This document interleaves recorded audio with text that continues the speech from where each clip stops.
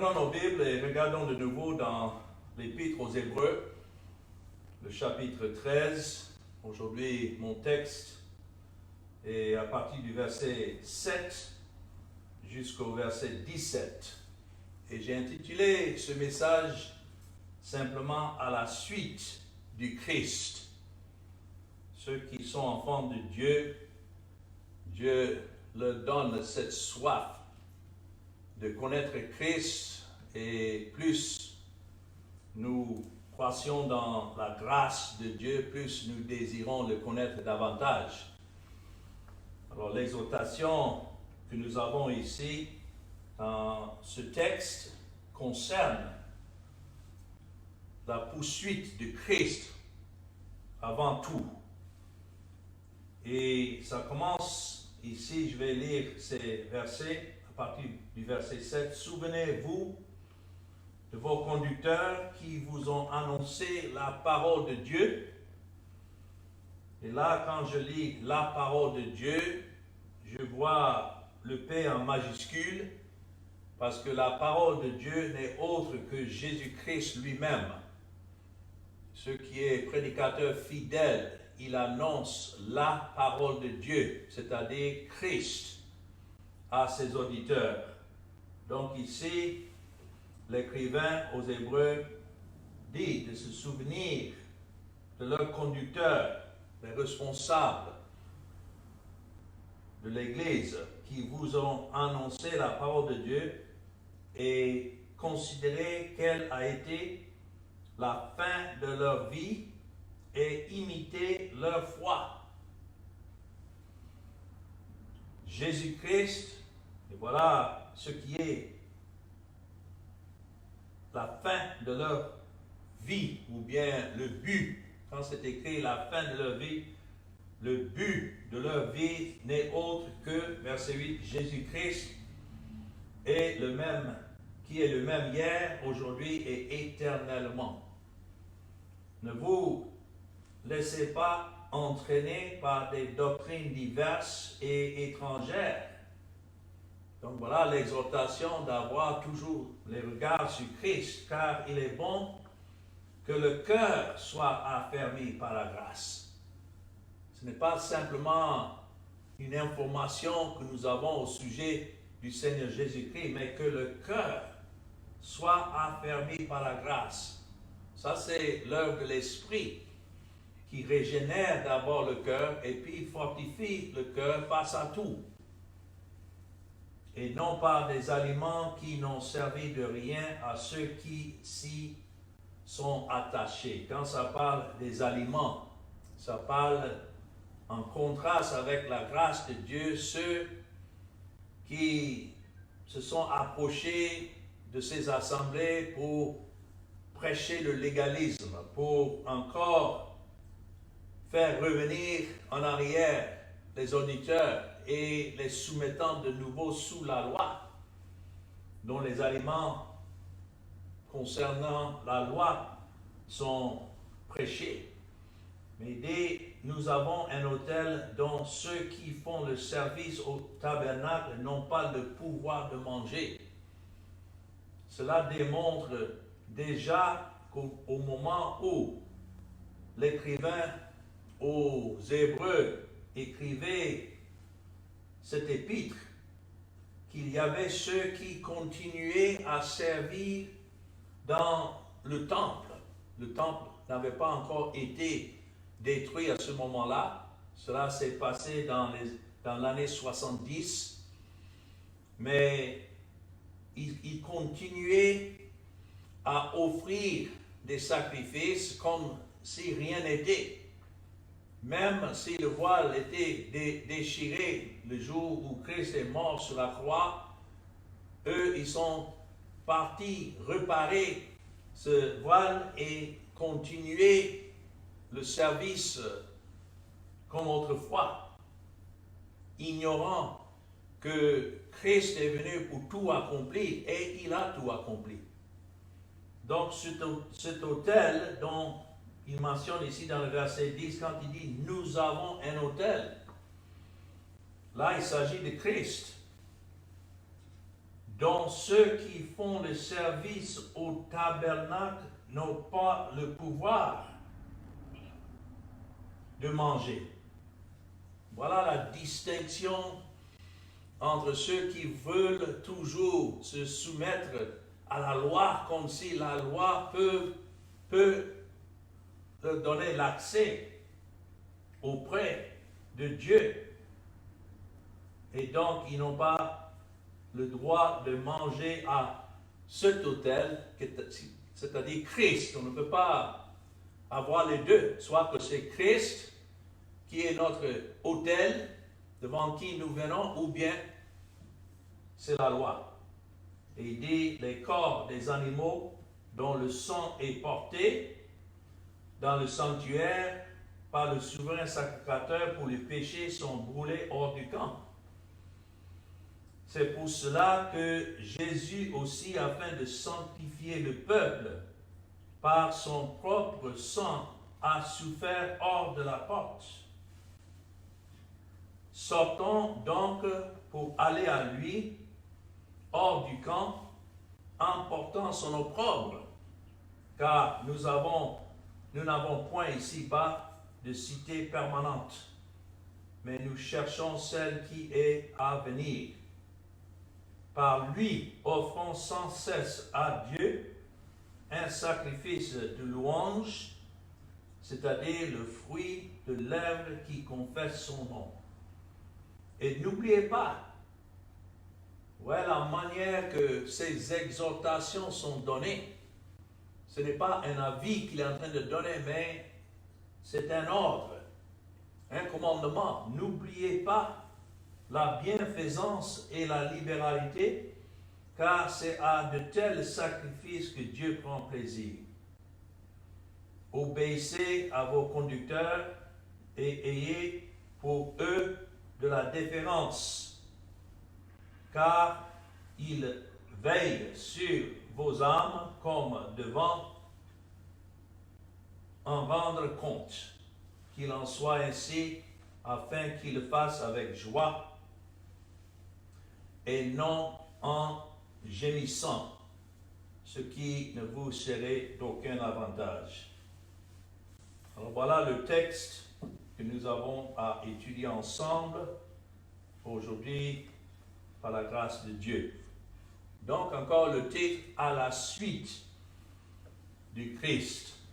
Et premièrement, j'ai 5 points à souligner ici concernant les moyens que nous voyons expliqués ici, qui nous donnent, que Dieu nous donne pour suivre Christ. Quand on dit à la suite du Christ, c'est de poursuivre Christ en toutes choses.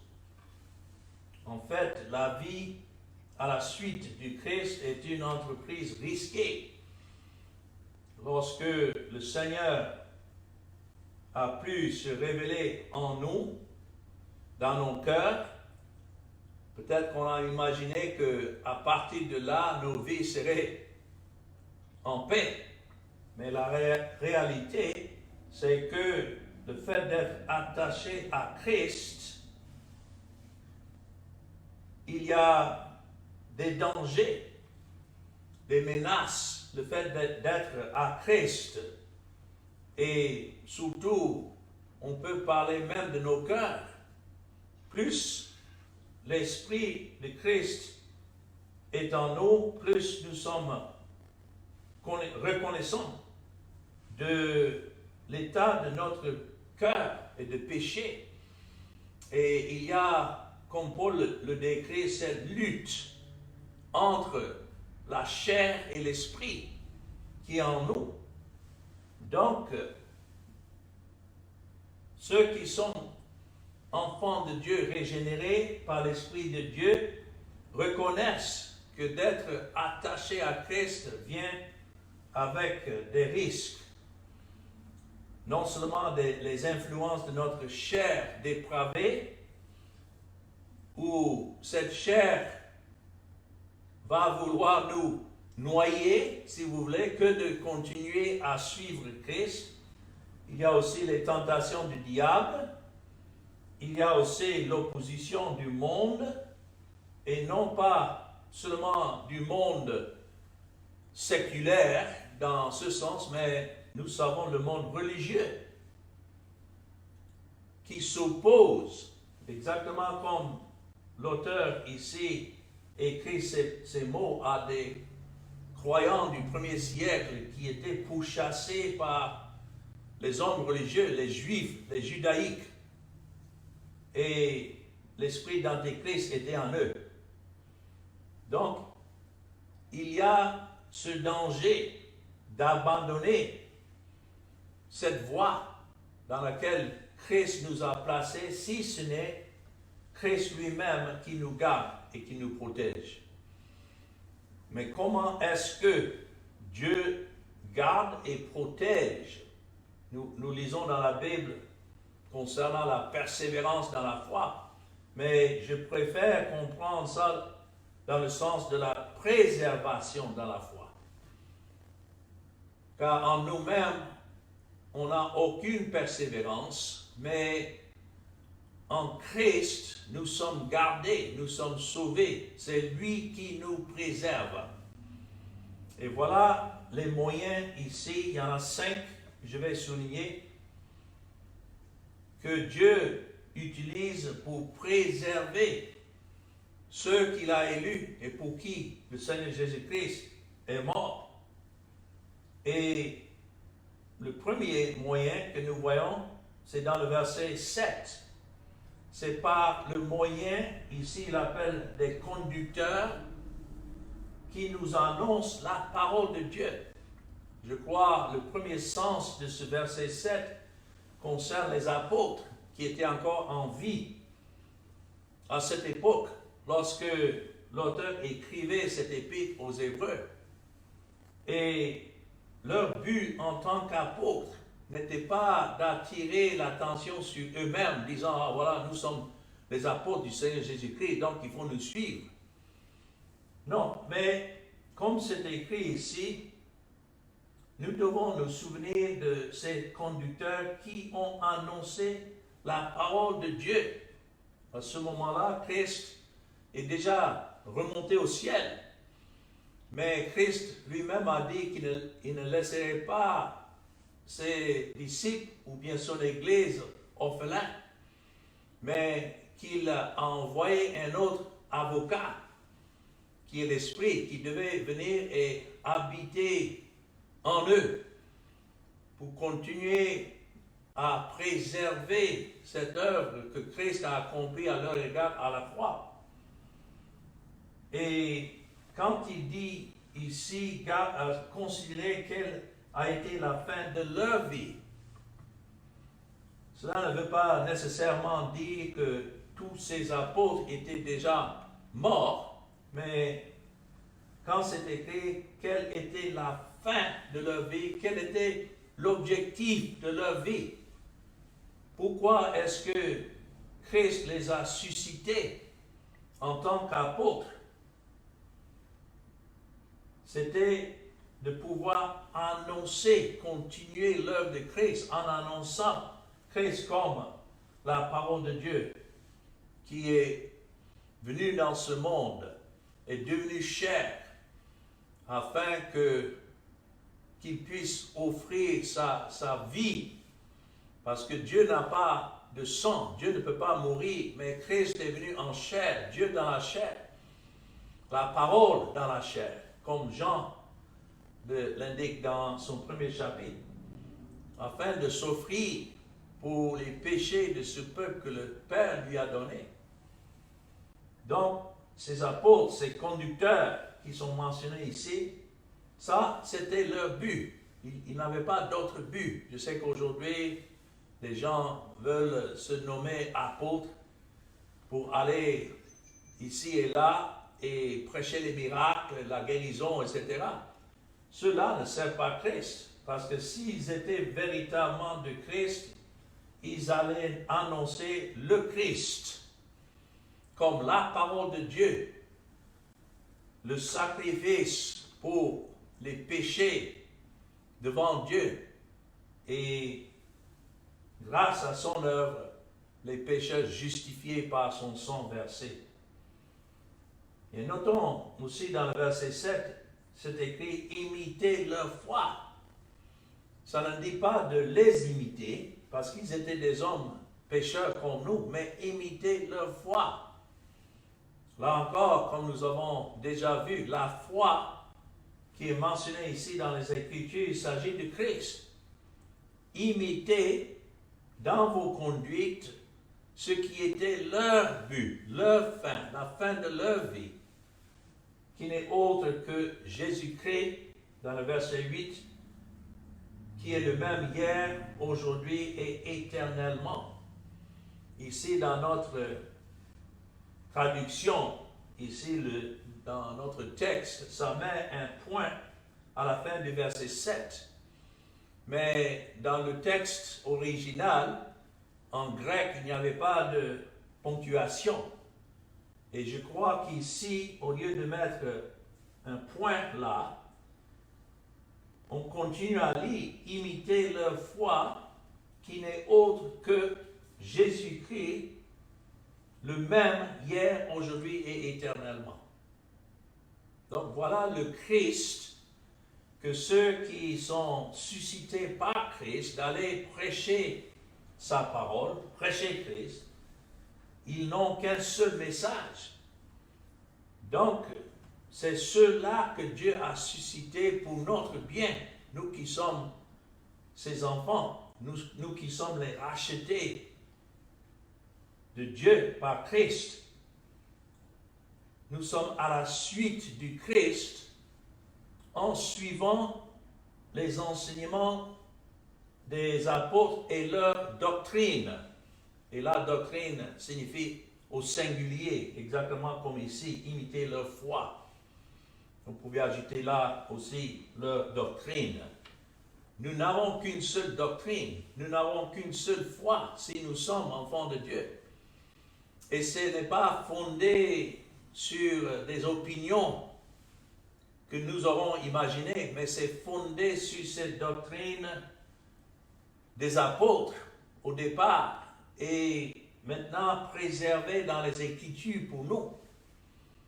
Donc nous ne sortons pas pour inventer de nouveaux messages pour notre génération. Nous continuons à prêcher ce qui a été toujours. Et c'est ainsi que je souligne le deuxième point concernant les moyens que Dieu nous donne pour suivre Christ. Et c'est ceci, nous suivons le Christ unique qui est en toutes choses et de toute manière le même. Il ne change pas. Vous savez qu'il y a beaucoup de Jésus qui sont prêchés aujourd'hui selon les plaisirs des gens ou bien leur fausse imagination. Mais tel n'est pas notre cas. Ici, ce qui nous donne la persévérance et qui nous préserve, c'est le principe durable et la nature immuable de Jésus. Il ne change pas. Oh, nous changeons, ça nous le savons de jour en jour. Si le salut dépendait de nous, alors il ne pouvait pas avoir de salut. Mais voilà ce qui est notre fondement. Voilà la doctrine des apôtres que nous suivons. Nos conducteurs dans la foi, c'est que Jésus-Christ est le même hier, aujourd'hui et éternellement. Jésus-Christ est le même, c'est-à-dire c'est la nature immuable de Jésus-Christ. Comme il est Dieu, donc il ne change pas. Et même lorsqu'il est venu en chair, il n'a pas cessé d'être Dieu. Il n'a pas changé, seulement Dieu lui a préparé un corps. Donc comme un habillement, il a pris le corps d'un homme, mais il est toujours le même. Comme c'est écrit hier, depuis l'éternité, à l'éternité, parce que c'est écrit, Jésus-Christ est le même hier, aujourd'hui et éternellement. Ça, c'est toujours la vérité. Et voilà, donc, pas seulement le principe, mais le fondement même de ce qui nous soutient à la suite du Christ, c'est de savoir qu'il ne change point. C'est comme Dieu, lorsqu'il a créé le monde, il a mis tout dans un ordre. Et c'est pourquoi nous pouvons sortir la nuit et toujours regarder les constellations et dire, ah voilà, telle ou telle étoile, tout est en place. Ça ne change pas. Cela depuis la création du monde. Et ça, c'est l'exemple pour nous, que lorsque nous ouvrons cette parole et nous lisons ce qui est écrit au sujet de Christ, ce qu'il était, même dans l'Ancien Testament, il était déjà, bien sûr, il n'était pas encore venu, mais il était toujours le Dieu souverain qui dirigeait toutes choses de son trône. Et c'est pourquoi même l'histoire qui le concernait est arrivée exactement comme Dieu l'avait annoncé aux prophètes et l'a signalé à travers les types et les prophéties, les promesses pour arriver à Christ. C'est parce qu'il est le même, hier, aujourd'hui et éternellement. Sa nature immuable fournit une mesure pour toute conduite des enfants de Dieu, en particulier dans la parole et dans l'adoration. C'est pourquoi nous ne changeons pas notre manière d'adorer, parce que notre but dans l'adoration, c'est quoi? C'est adorer le Seigneur Jésus-Christ. C'est le seul moyen de le poursuivre et de s'approcher de Dieu. Nous ne devons pas nous attendre à quelque chose de nouveau, comme les gens cherchent aujourd'hui. Toujours une nouvelle expérience ou bien un soi-disant nouveau Jésus.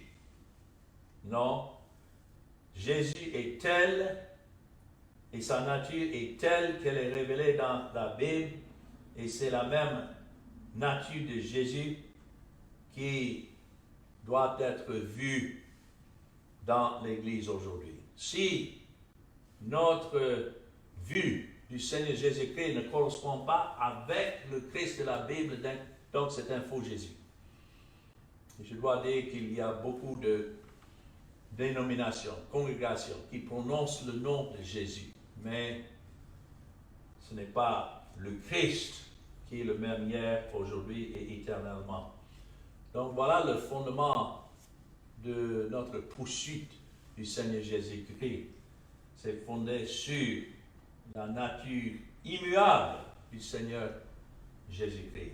Troisièmement, et nous sommes en train de voir ces moyens que Dieu nous donne ici dans notre texte de poursuivre Christ, c'est de suivre le véritable Christ contre toute opposition. Voilà, à la suite du Christ, c'est de le poursuivre même contre toute opposition. Nous ne devons pas imaginer que suivre Christ signifie maintenant une vie paisible et sans force contraire. C'est pourquoi il dit ici, et nous voyons ici, à partir du verset 9 jusqu'au verset 14, comment différentes et diverses oppositions peuvent, nous devons faire face à ces oppositions, commençant par les doctrines diverses et étrangères. Ne vous laissez pas entraîner par des doctrines diverses et étrangères. Christ a dit qu'il est le bon berger et que ses bergers entendent sa voix. Et que ces bergers, ces brebis plutôt, ne suivent pas la voix des étrangers.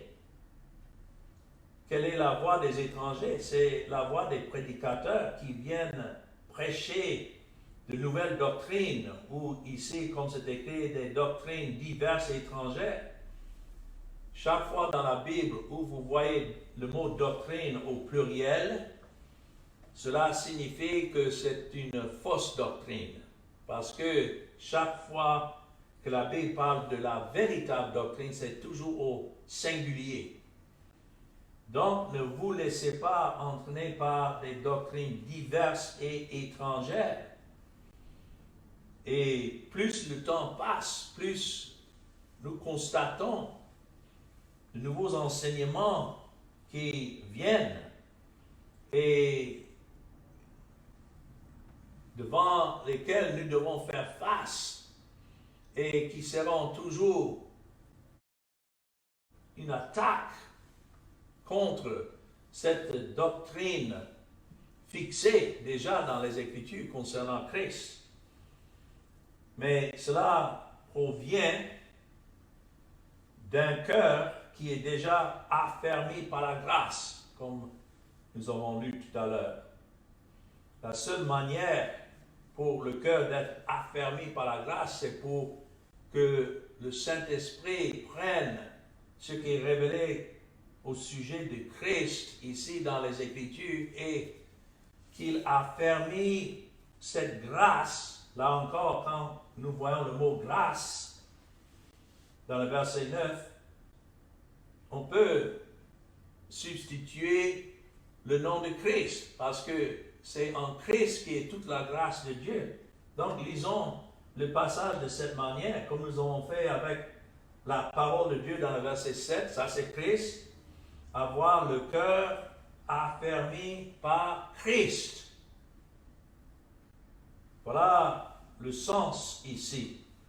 Et c'est l'œuvre de Christ d'affermir le cœur de ceux pour qui il est venu dans le monde et pour qui il a payé leur dette à la croix.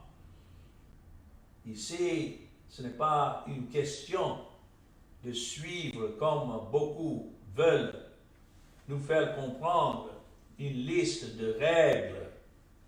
C'est ça le sens de ce mot. Non pas des aliments qui n'ont servi de rien à ceux qui s'y sont attachés. Il y avait la loi, mais la loi n'a jamais été donnée comme une règle de vie, ni comme un moyen de salut. Tous ceux qui ont vécu sous la loi sont morts sous la loi, sous la condamnation de la loi. Et c'est pourquoi c'est écrit que suivant ces aliments, ces règlements n'ont servi de rien à ceux qui s'y sont attachés. Non, la loi a été donnée pour un seul but. Premièrement, de démontrer la sainteté absolue de Dieu. Deuxièmement, pour démontrer le péché absolu, la dépravation totale de l'homme face à la loi. Mais troisièmement, de nous conduire à Christ, qui est l'accomplissement de la loi. C'est pourquoi la loi a été donnée pour que l'homme se désespère de toute obéissance à cette loi, mais qu'il regarde à l'obéissance de Christ à son égard. Voilà pourquoi la loi a été donnée. Donc, nous devons suivre le vrai Christ contre toute opposition, que ce soit les doctrines diverses et étrangères que nous allons rencontrer, mais aussi faire face à ceux qui continuent à suivre une voie d'adoration qui n'est pas selon la Bible, comme le verset 10 nous le dit. Ceux qui continuent à servir le tabernacle, mais qui n'avaient pas droit à l'autel. Vous voyez, Christ n'était pas seulement représenté dans le temple, mais aussi dans l'autel du temple et les sacrifices du temple et les sacrificateurs. Christ est tout. C'est pourquoi c'est écrit, Jésus-Christ est le même hier, aujourd'hui et éternellement. Même dans l'Ancien Testament, Christ était prêché à travers ces types qui étaient là. Mais il y avait ceux à qui l'auteur écrit ici, leurs amis et leurs parents, peut-être, qui sont restés dans le judaïsme traditionnel et ils continuaient à suivre ces chefs religieux parce que jusqu'à ce point-là, leurs cœurs n'ont pas été régénérés. Peut-être qu'il y avait encore des élus parmi eux qu'avec le temps, Dieu allait appeler à Christ. Mais lorsqu'il écrit ici, quand il parle de ceux qui font le service au tabernacle, il continue à suivre ces hommes religieux en opposition. Voilà le point que nous sommes en train de voir. Suivre le vrai Christ contre toute opposition. Et je dois dire aujourd'hui, c'est ça qui fait pas de la difficulté pour ceux qui sont véritablement en Christ, parce que nous avons toutes ces assemblées traditionnelles avec toutes sortes de doctrines diverses, étrangères, qui continuent à suivre, mais nous ne pouvons pas nous joindre à eux. Mais il faut dire aussi, eux aussi ne peuvent pas se joindre à nous. Parce que lorsque nous leur annonçons ce Christ souverain, en qui est le salut, c'est entre ses mains, non pas les mains des hommes. Ce n'est pas selon le soi-disant libre arbitre de l'homme, mais selon la volonté souveraine de Dieu que nous suivons ce Christ. Ils ne peuvent pas supporter un tel message parce qu'ils veulent une partie de la gloire. Donc cette séparation est nette et claire de deux côtés. Nous ne pouvons pas aller dans leur service pour manger de leur aliment, mais aussi, puisqu'ils sont encore dans les ténèbres, ils ne peuvent pas se joindre à nous pour adorer le Seigneur à cet autel de son sacrifice, qui n'est autre que sa croix. Essentiellement, notre autel est la croix. C'était l'autel, ici, c'était la pièce maîtresse du temple, mais en Christ, c'est devenu la pièce maîtresse de l'Évangile et de notre compréhension. C'est ce que Paul a dit dans 1 Corinthiens chapitre 1 et le verset 18, si vous voulez regarder là avec moi, jusqu'au verset 24. Notons, il dit, car la prédication de la croix, voilà notre autel, est une folie pour ceux qui périssent, mais pour nous qui sommes sauvés. Et comment est-ce que le pécheur est sauvé? C'est par la mort de Christ. Quand les gens vous demandent aujourd'hui, mais quand est-ce que vous étiez sauvés? Il ne faut pas répondre pour dire, ah, telle ou telle date, j'ai fait ma profession de foi, j'ai pris ma décision. Non, ça ce n'est pas le salut. Le salut est en Christ et dans sa croix. Tous ceux que Dieu a élus depuis l'éternité, il a sauvé à la croix lorsque Christ est mort, lorsque Christ a crié de haute voix, tout est accompli. Voilà le salut. Mais pour eux, c'est une folie, pour ceux qui périssent. Mais pour nous qui sommes sauvés, elle est une puissance de Dieu. Aussi est-il écrit, je détruirai la sagesse des sages et j'en anéantirai l'intelligence des intelligents. Il s'agit là des hommes religieux, mais qui sont encore sans l'esprit. Où est le sage? Où est le scribe? Où est le disputeur de ce siècle? Dieu n'a-t-il pas convaincu de folie la sagesse du monde? Car puisque le monde, avec sa sagesse, n'a point connu Dieu dans la sagesse de Dieu, il a plu à Dieu de sauver les croyants. Comment? Par la folie de la prédication. Les Juifs demandent des miracles, les Grecs cherchent la sagesse. Nous prêchons Christ crucifié. Scandale pour les Juifs et folie pour les païens. Mais puissance de Dieu et sagesse de Dieu pour ceux qui sont appelés. tant juif que grec. Voilà le Christ qui est le même hier, aujourd'hui et pour l'éternité. Et c'est, quand on parle de l'opposition, ceux qui s'opposent à nous, il faut savoir comment ils se sont opposés à Christ. C'est écrit là dans le verset 11 que comme les corps des animaux dont le sang est porté dans le sanctuaire par le souverain sacrificateur pour le péché sont brûlés hors du camp. Ils ont pris les cendres de ces sacrifices et les apportés hors du camp, dans un lieu purifié. C'est pour cela que Jésus aussi, afin de sanctifier le peuple, par son propre sang, a souffert hors de la porte. Vous savez, Christ n'est pas mort, ils n'ont pas sacrifié dans le temple même. Non, ils l'ont emmené hors du camp. Ils l'ont crucifié sur cette montagne de Calvaire qui était réservée pour les pires, les criminels. Christ n'avait pas de péché, mais il s'est identifié avec les transgresseurs. Donc l'opposition qu'il a dû supporter pour les pécheurs tels que nous sommes, ça ne doit pas nous surprendre alors que nous aussi, nous devons sortir hors du camp. Cela veut dire hors de la profession ou bien des dénominations traditionnelles et institutionnelles et s'identifier avec Christ et Christ seul. Voilà comment le Seigneur nous soutient dans cette poursuite de Christ.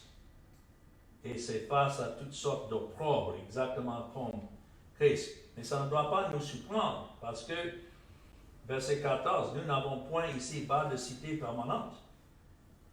Voilà la poursuite de Christ. Nous cherchons celle qui est à venir.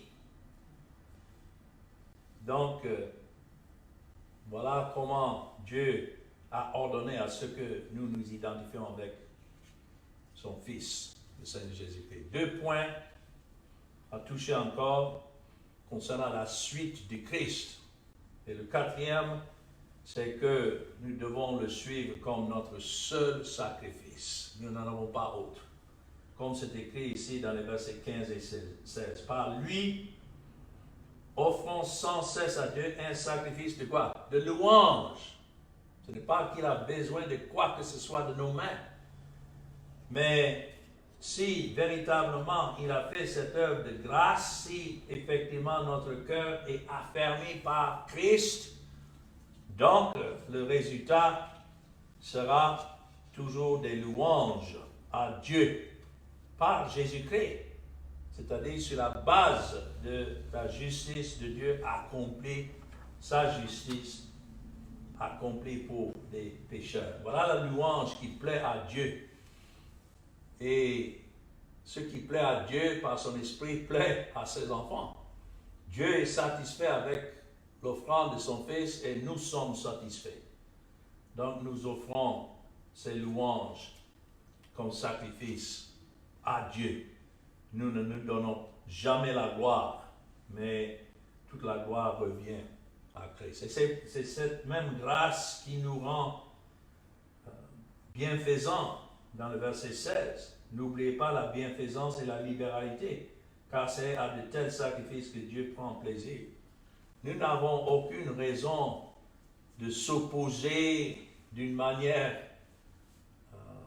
comme le monde s'oppose à nous. Nous comprenons l'état de ceux qui sont encore dans les ténèbres et qui sont encore perdus parce que nous-mêmes nous étions là. Et c'est ça qui fait que dans nos vies, dans nos marches de tous les jours, lorsque le monde nous oppose, nous-mêmes en retour, nous démontrons cette bienfaisance et la libéralité. Cela veut dire, c'est la grâce qui nous pousse maintenant à manifester les miséricordes de Dieu envers d'autres, exactement comme Dieu a fait pour nous. Donc c'est de cette manière que nous continuons à poursuivre Christ, le seul sacrifice qui a tout accompli pour nous. Et puis le dernier point, le dernier moyen que Dieu se sert pour préserver chacun de ceux pour qui Christ est mort, c'est dans le verset 17, c'est en nous rendant obéissants, c'est-à-dire en nous soumettant à nos conducteurs et avoir pour eux de la déférence. Cela ne veut pas dire que nous devons les élever plus que tout autre dans nos pensées, mais avoir la déférence à cause du service qu'ils rendent pour Christ. Et de se soumettre à leur enseignement. Pourquoi? Et voilà, verset 17 nous donne ce qui est le vrai but d'un prédicateur de l'Évangile. C'est qu'il veille sur vos âmes comme devant en rendre compte. Pourquoi est-ce que nous ne prêchons pas autre chose que Christ et Christ crucifié, quel que soit notre auditoire? C'est la manière que Dieu nous donne de veiller sur les âmes des hommes. C'est pour leur bien et c'est pour la gloire de Dieu. Qu'il en soit ainsi, afin qu'il le fasse avec joie et non en gémissant, ce qui ne vous serait d'aucun avantage.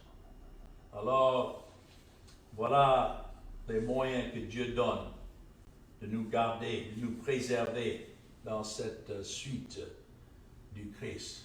Qu'il daigne bénir la parole que nous venons d'entendre. Amen.